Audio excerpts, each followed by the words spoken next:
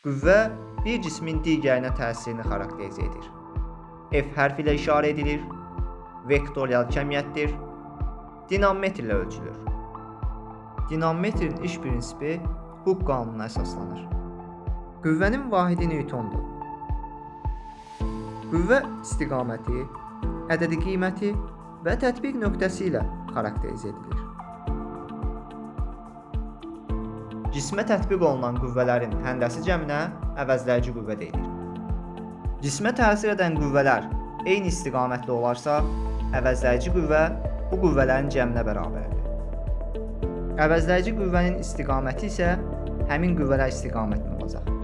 Əgər cismə təsir edən qüvvələr əks istiqamətdə olarsa, bu zaman böyük qüvvədən kiçik qüvvəni çıxırıq.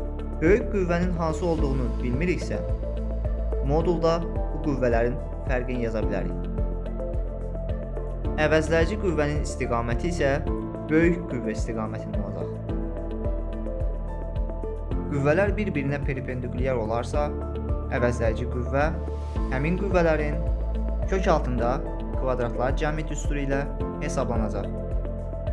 Qüvvələr arasındakı bucaq alfa olarsa, əvəzləyici qüvvə isə kosinuslar teoreminə görə aradakı işarəni plus götürməklə hesablanacaq. Əvəzləyici qüvvə və təcil hər zaman eyni istiqamətdə yönəlir.